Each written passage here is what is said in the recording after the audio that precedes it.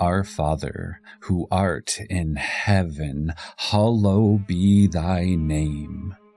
Thy revelations come, their contest done, on earth as it is in heaven. Or is it? When a new banner must rise from the ashes of the old, and a cycle begins again, who is sent to pave the way? The one in lockstep who trails behind the chained horse. A wolf in shepherd's clothing, filling its belly before the famine. Rumors and humanity's darkest secrets are sent to pave the way. Mankind's oldest companion, steeped in blood and in hate. And as an icy hand reaches down to douse the flames engulfing it, it wonders if it could ever be consumed by the light of their ambition. Or as it has time and time again, will it simply watch as ever graceful they darken?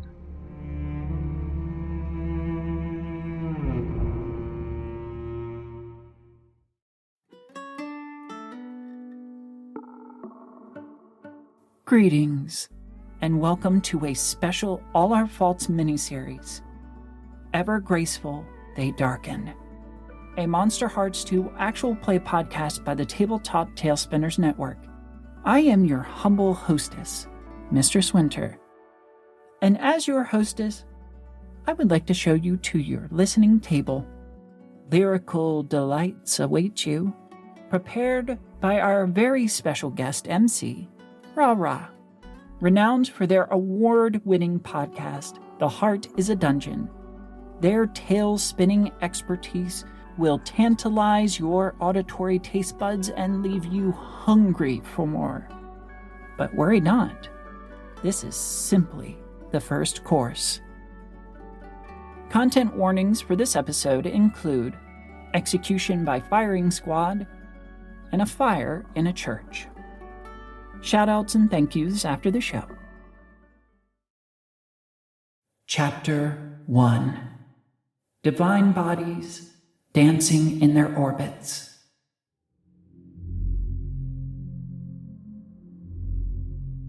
What is a garden, and what is a manger?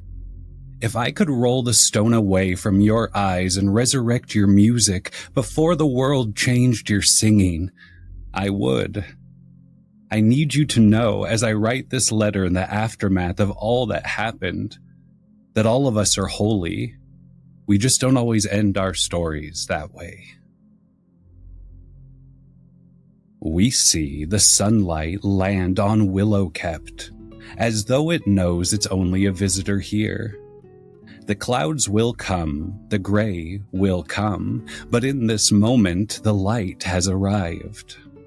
We see Willowkept, a small settlement of around 100 souls, waking the day before its 50th birthday. The town stands as a testament to determination, faith, and a destiny yet to be manifested. It is not large. There's a few standard shops, a mine that's recently been reopened, a large cemetery, a school of exorcism, and an abundance of peach trees. We move over this land like a rumor of coming joy, and our eyes fall upon Jeremiah Felling, just beginning their first day here in Willowkept.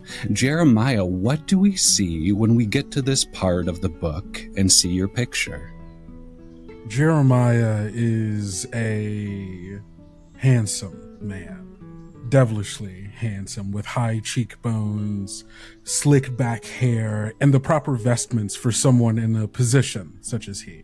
He is a traveling priest, so his church is not necessarily one made of stone or wood settled in one specific place, but it is upon his horse and wherever he goes. And I think on a day such as this, the very first day of his new church, we find him sitting outside. I think he's found a stump somewhere with a good view of everyone as they wake up, starting to go about their days, and he sits and watches, taking mental notes of where people go, who people talk with, and the things that they choose to do and not do. And he sits there with his Bible and he watches. Now, does he watch with the eye of a shepherd or the eye of a prophet? He watches with the eyes of a serpent in a garden. So both. The city moves around you, not pulling you into it and confessing its secrets, but noticing a new face on an exciting weekend. Is there a space prepared for you here, or are you going to carve this church from the stone and the wood, just like your savior did? I like to keep things fluid, mobile. My church is wherever I am. I don't need a place to house it, for walls would only prevent my words from reaching those that they would need to reach. I prefer to do my work in public, much like our great savior once did before me. This reunion you're about to experience with another part of your fourfold ministry, you may say, you do know has been employed at the bar for about a week or so. How is your heart or intention on going there and seeing them? I know they've been here for a while already. I think about a week or so, maybe longer. I don't necessarily keep tabs on them or anything like that, but they've been here for a while, and I know that they have been doing their work. And as she is wont to do, I'm sure she already has found her way into the ears of many of the people here, so I simply must be louder than whatever words she has already spoken. And so I plan to make an entrance. We see a space waiting for an entrance, and in that space we see Mary Warner. When we turn to this page, curious, the name's almost familiar. What do we see when we look at the wood carving on your chapter? Mary Warner is wearing only the height of fashion, of course. She adores the robed style of this era. A fitted top that goes out into a bit of a wider silhouette, but it all hugs her curves in the way that's just appealing enough to the eye of the beholder. She wears dark colors to blend and sparkle in the light of this saloon. She likes drawing attention, of course, and serving the alcohol is the best way to get the attention at some place like this. Her hair is short, falls into ringlets around her face in this dark red that, in the right light, almost looks like blood. It's not blood, silly. Of course not. But she's having a good time. Her cheeks are rosy with delight as she leans in close to your ear and whispers about the affair that the pharmacist is having with the nurse down the street. For some, secrets can be a form of faith, and it is certainly the coin of your kingdom. Are you aware of who's going to walk through the door? Are you expecting them? Have you been watching the horizon and hoping?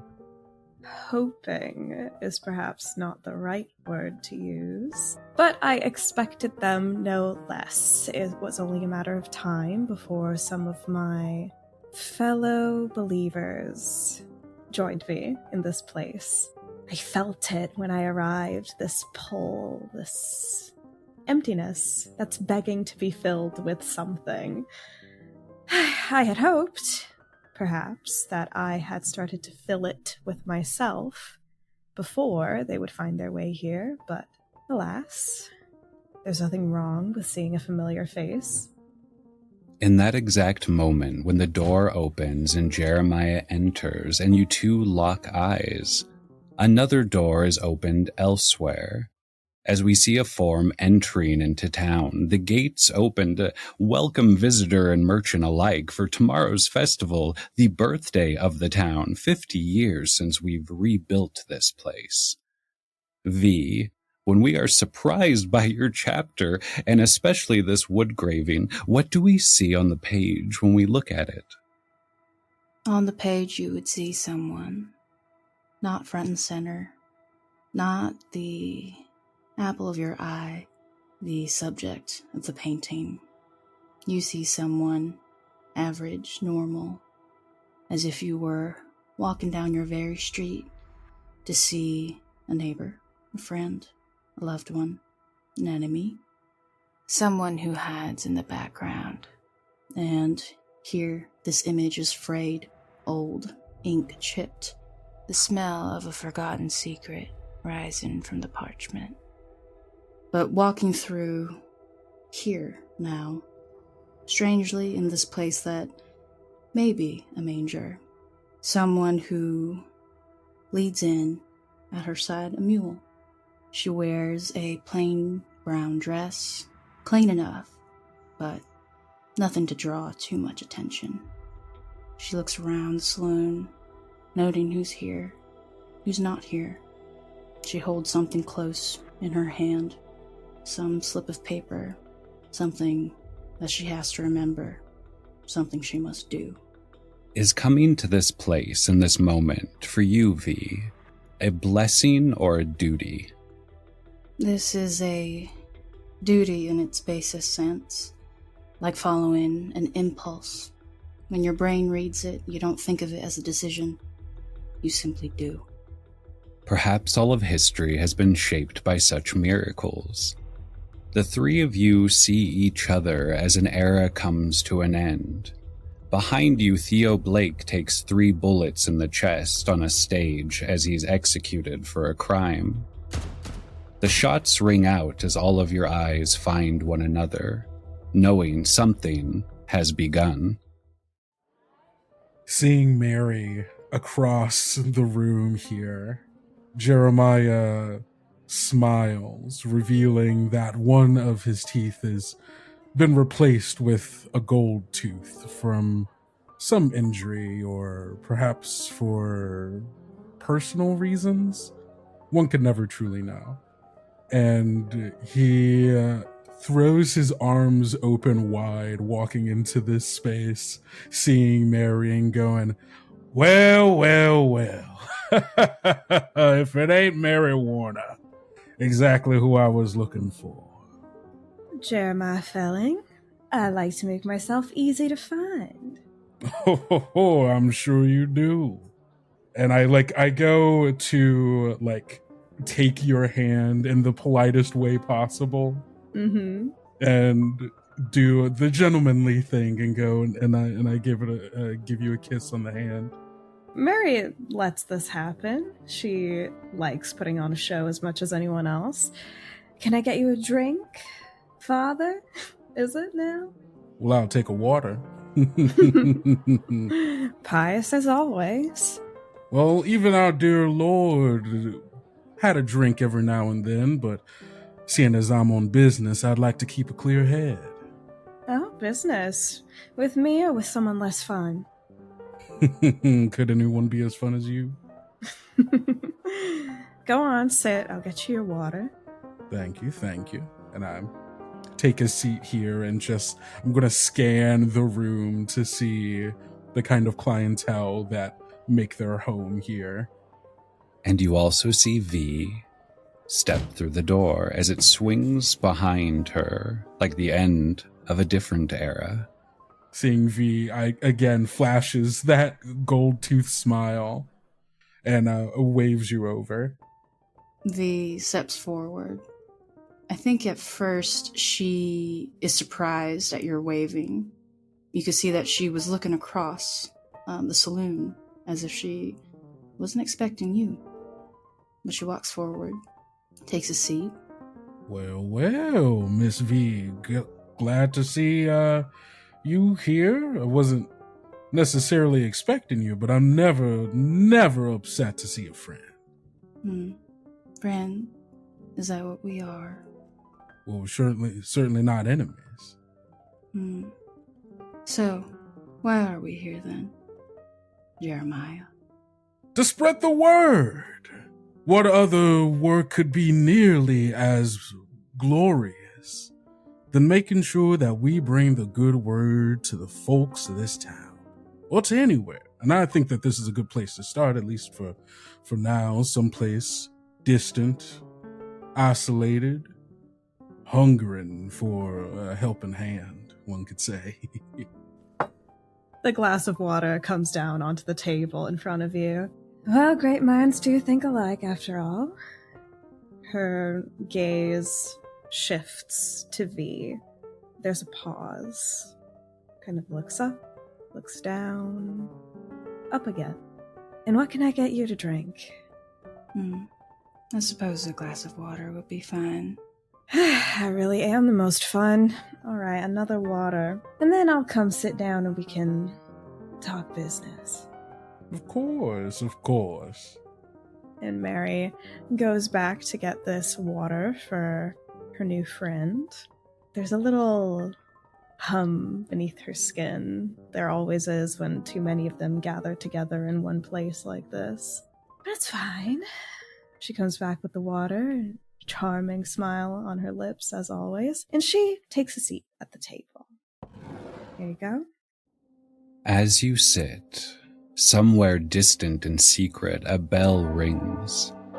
The light around you all bends, almost muffling, almost suffocating around you, as though you're the center of a star or the solar system for a moment. Like all the wood breathes in and out, like the drugs are finally kicking in, and it settles, and you all see each other as you are, for just a moment. You can tell a few of the others in the space get goosebumps and feel like maybe their name is being said, or somebody crossed a black cat too close, and they begin to look around for either hope or a reason. So, Mary, what have you been getting up to during your time here? I see you have made a little space for yourself. A space that was already mine to fill, of course. I am simply doing what is expected of me, what I love to do. What harm is there in getting to know the nice folks in this town? None at all, as far as I'm concerned. I believe V and I will be doing much the same. Is that so? It is. It's been a long time since we've seen each other, Jeremiah. I can't help but wonder if that is the only reason why you're here. There are plenty of towns on this side of the river to preach your word of your God. Why'd you come into my town? You say, my God, like he isn't all of our gods. Maybe I chose this town because it felt cozy, felt right. The earth fertile, ready for something to grow, something beyond, well, not that gossip isn't pleasing for some, but maybe something more real.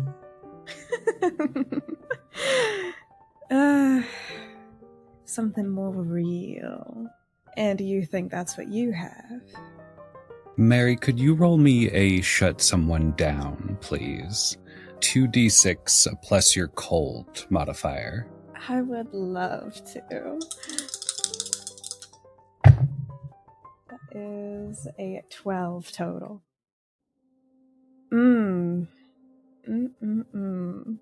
With the purr of Mary's voice, Jeremiah, you feel this disbelief, this condescension bleed into your skin and into your bones like a cold chill. You don't quite understand the look in her eyes. There's a moment where Jeremiah feels this disconnect, this separation of the Mary that he thinks that he knows and the one shutting him off right now. And the only thing he can do to maintain his composure and try to potentially provoke something to reveal the Mary that he thinks he knows is to just silently nod, smile, and under his breath goes, "Though you search for enemies, you will not find them. Those who wage war against you will be as nothing at all. And I, most certainly, am not the enemy you think you're looking for, Mary. We could work together. You, me, V. Think of what we could do. As Jeremiah speaks, I think V stands up, and they don't physically get in front of you, but their posture seems to imply that they're taking some sort of defensive stance for you, and looks Mary in the eye. Yes, Miss Warner, there are no enemies to be had here. Isn't that right? Mary smiles. You do know I love it when you read the word to me, Jeremiah. Yes, no enemies. Still, the nature of your work is not clear to me. If you want us to work together, gotta let me in on your little plan. I turn to V to kind of check in non-verbally of like, do we want to let her in right now? Because we're still, if we tell too much, she'll just use that against us if she's not actually with us. Hell, even if she's with us, she'll still probably use it against us. I think the look that V gives you is like that of a German shepherd, like a guard dog, willing to go either way. Well, Ms. Warner, all I can tell you as of now is that we just want to get to know the people here. Hell, I hear there's supposed to be a celebration this weekend. I think that that'll be a perfect time for us all to get our bearings, really understand what this place needs. Of course, you did arrive at the most auspicious time. It's the 50th birthday of this little town. It'll be quite the celebration indeed. There are quite the eclectic bunch of people for you to get to know. Mary, did you just call us eccentric? Eclectic was the word. And you see Opus Remember, a very tall, 7-foot tall man who runs the cemetery. I'm often in here for a drink at least once a day. I didn't want to interrupt, I just wanted to say hi. Do you want your usual?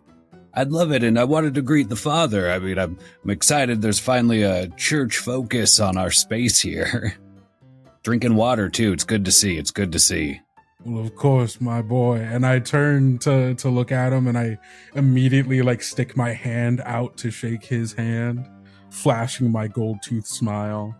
And if I can I turn him on? Yes. Perfect. God damn it. So that's a 6. Amazing.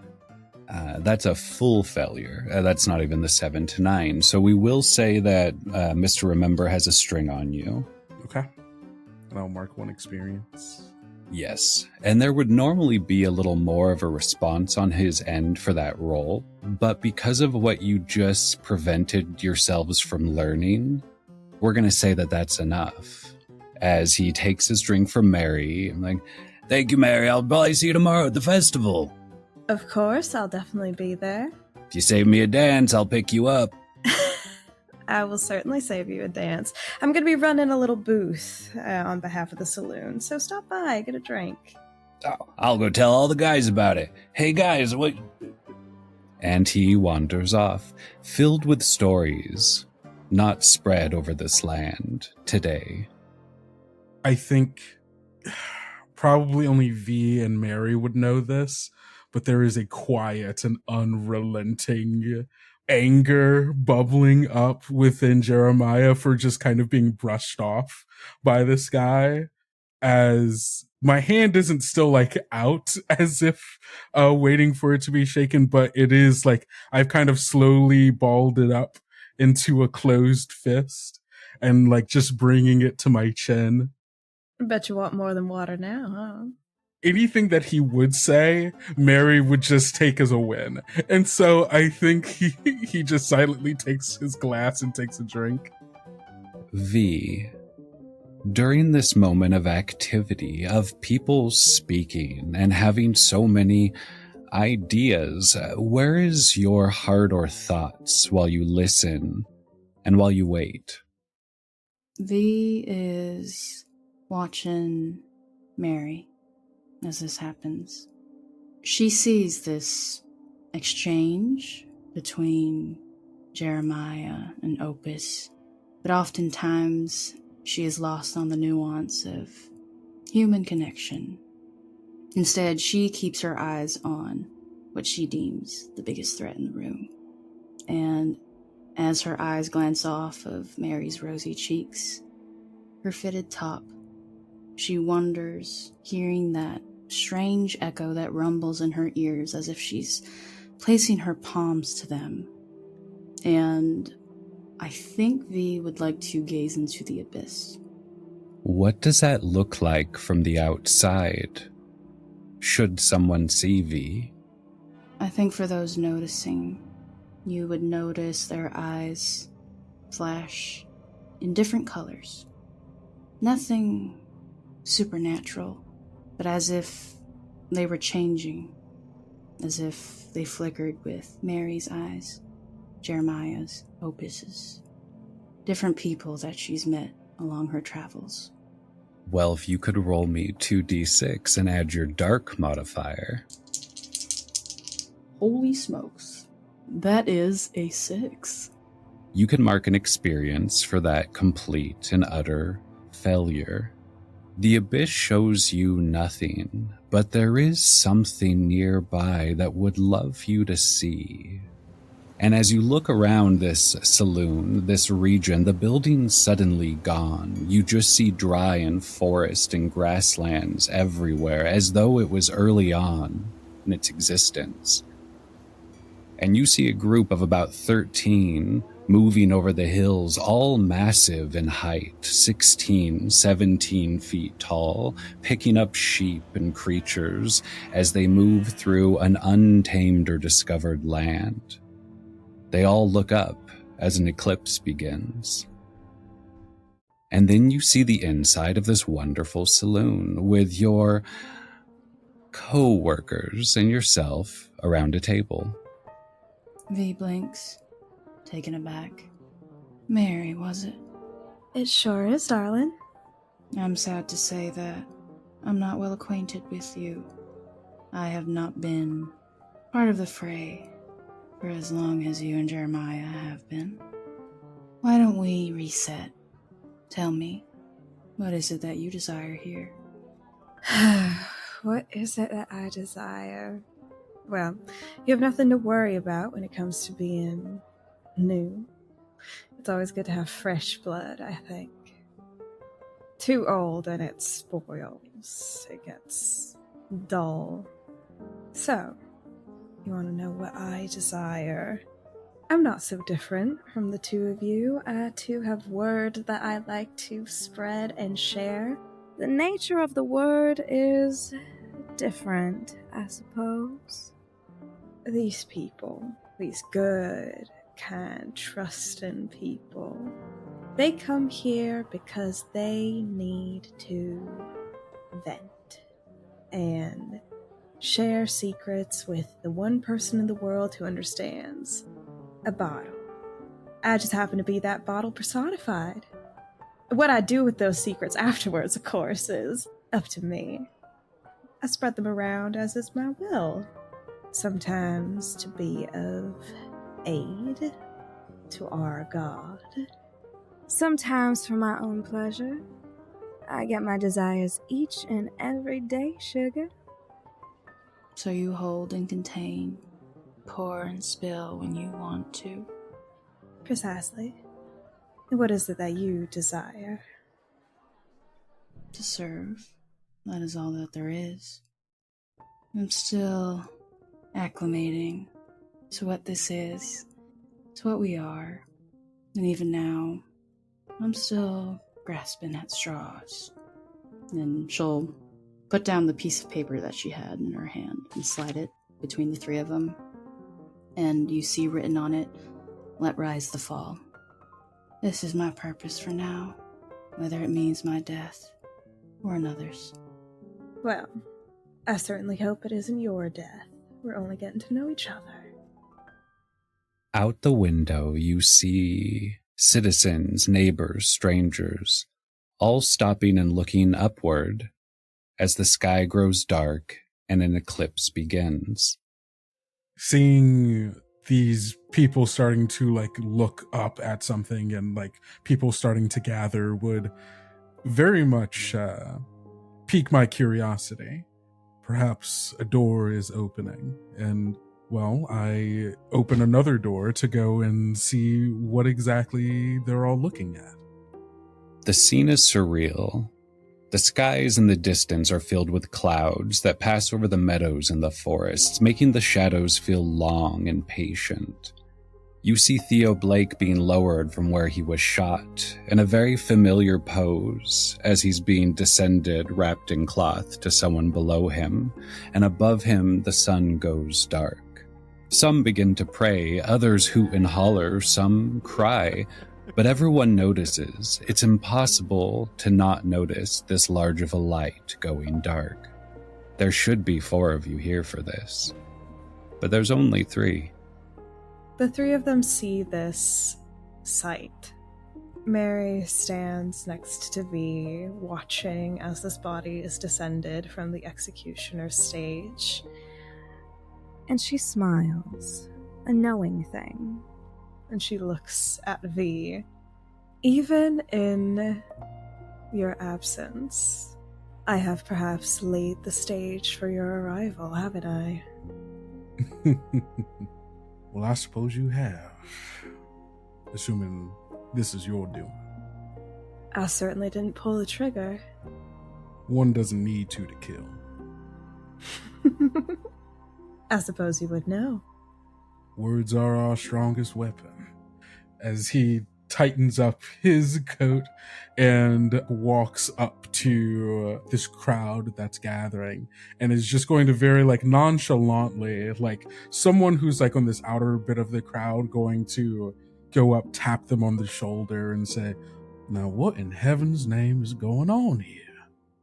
Well, looks like we got a wild eclipse. This one wasn't even planned, so congratulations, I guess. Happy birthday to us.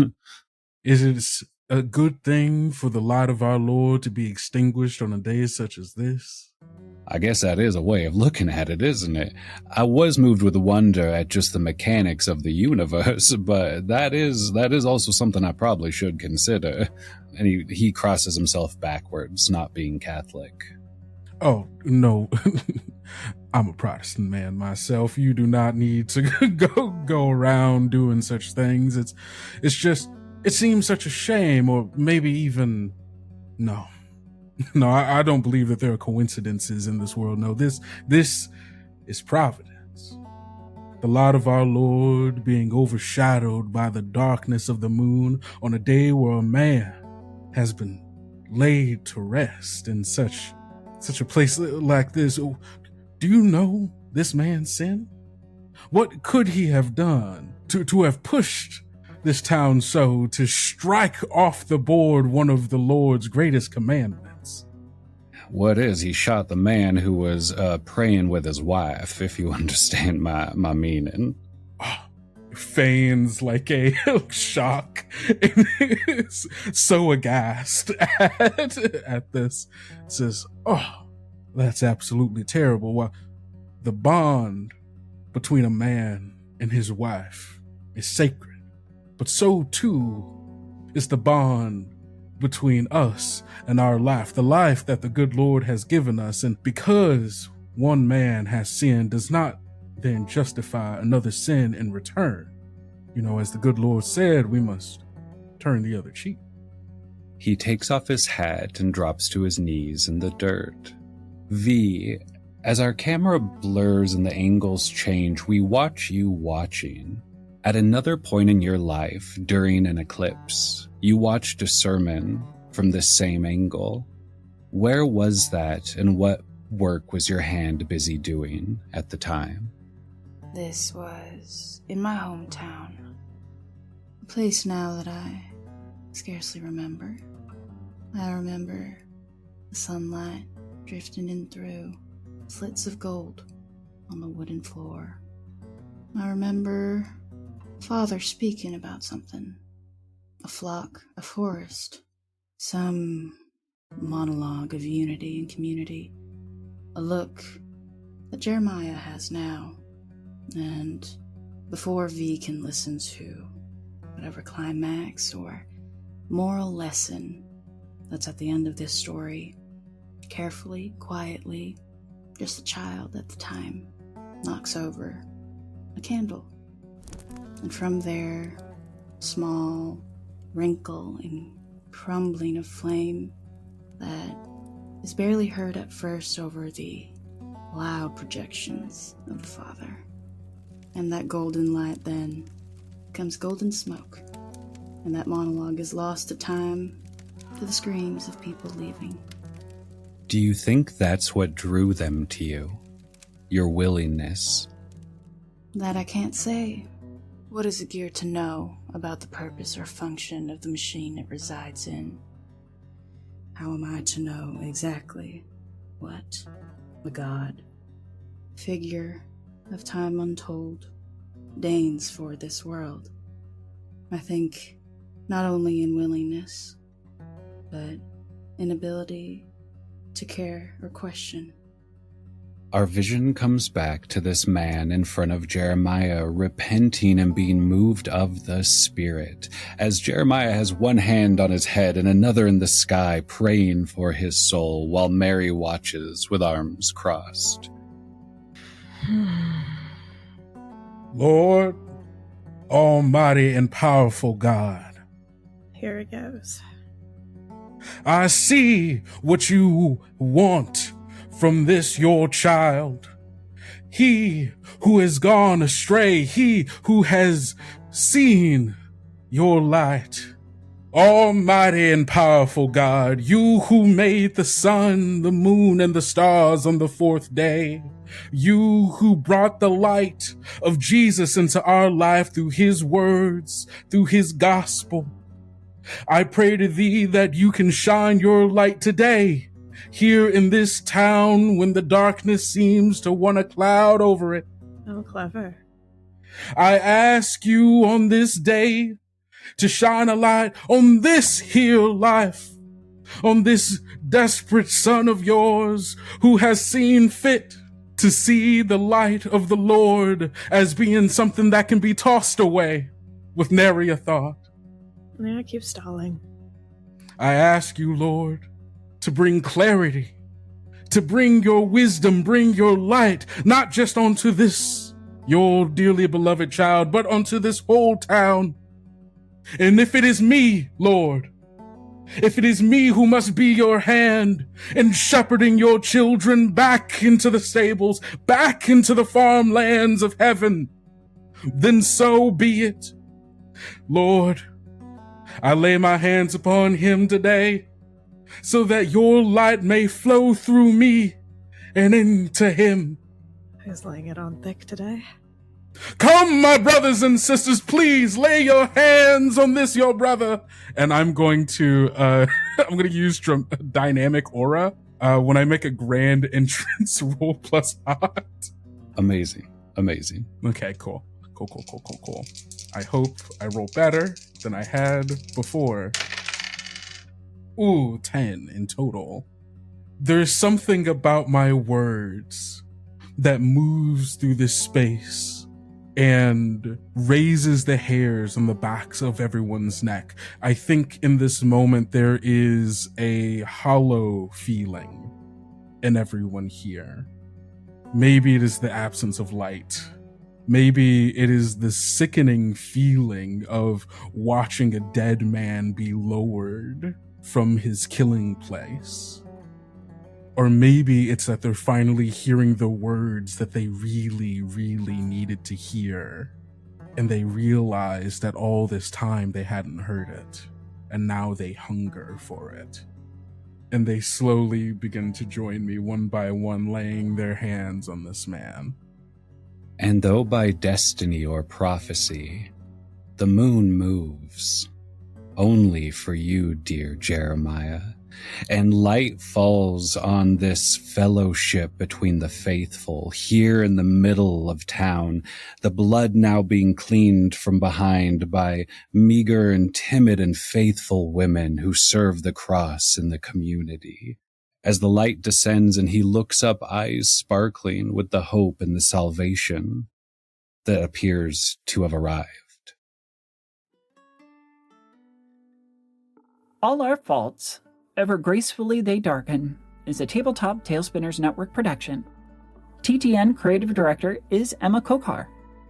The cast of this miniseries includes Kendrick Smith as Jeremiah Felling, Tatiana Gefter as Mary Warner, Mia as V, and Rahrah as our Mxter of Ceremonies.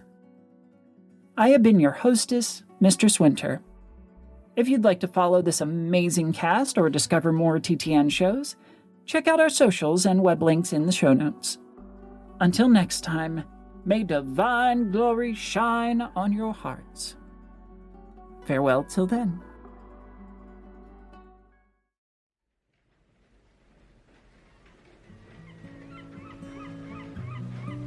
The Heart is a Dungeon is a multi-award-winning TTRPG podcast for heroes and poets. Did you ever carry books in your back pocket? Or write love letters to the moon?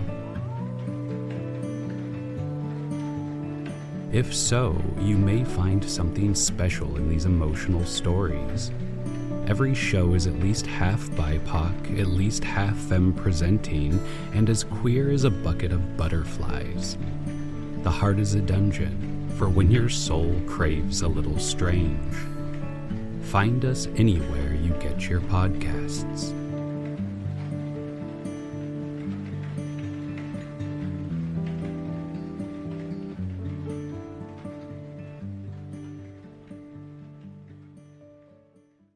Now, I know you don't have any strings on me. I think I'd like to have one on you. Sorry, off recording. All of you actually have one on each other. We do? Thought Logan had all of them. Logan has one on everyone. No one has any on Logan. And you each have two for each other. We have two for each other? Yeah, like Jeremiah would have one on V and one on Mary. And Mary would have one on... Gotcha. Just because of how much you understand about each other. Too much. We understand too much about each other. Well, I don't want you to have that string on me. Lose it. That's fucked up. This has been a tale from the Tabletop Tailspinners Network.